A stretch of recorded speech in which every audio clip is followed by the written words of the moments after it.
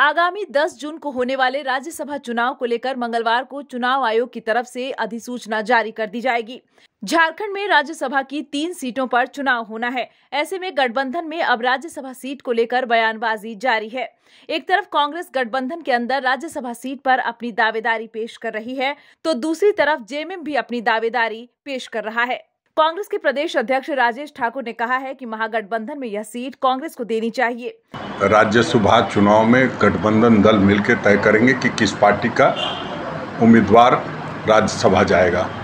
दूसरी बात ये कि हम लोग चाहते हैं कि कांग्रेस पार्टी को इस बार मौका मिले। और तीसरी बात है कि ये जो निर्णय होते हैं ये किसी व्यक्ति के मांगने से किसी व्यक्ति को नहीं मिलता है। ये पार्टी तय करती है और पार्टी तय करती है जब यहाँ से कोई नाम जाएगा, उस पर नाम पर विचार होगा और उस विचारोपरांत आदरणीय हमारे अविनाश पांडे जो हमारे प्रभारी हैं, केसी वेणुगोपाल जी, वो निर्णय लेंगे उन लोग मिल करके। वहीं दूसरी तरफ जेएमएम के नेता और कैबिनेट मंत्री मिथिलेश ठाकुर ने कहा है कि संख्या बल के लिहाज से राज्यसभा सीट पर जेएमएम का ही अधिकार है और वर्तमान में जो स्थिति बन रही है, हम दोनों ही सीटों पर अपने उम्मीदवार दे सकते हैं। हालांकि दोनों ही दल का यह मानना है कि पंचायत चुनाव के बाद महागठबंधन के तमाम नेता आपस में बैठकर स्थिति स्पष्ट कर लेंगे।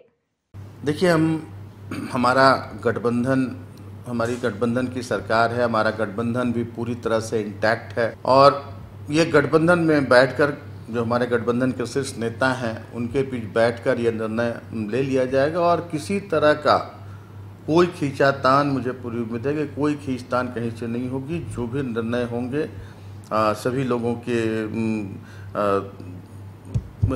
विचार लेने के बाद ही, सभी जो वरिष्ठ हमारे गठबंधन दल के नेता हैं उनके विचार के बाद ही वो निर्णय होगा और जो भी निर्णय होगा वो सर्वमान्य होगा। सबसे बड़े दल हम हैं तो स्वाभाविक हक तो हमारा बनना चाहिए।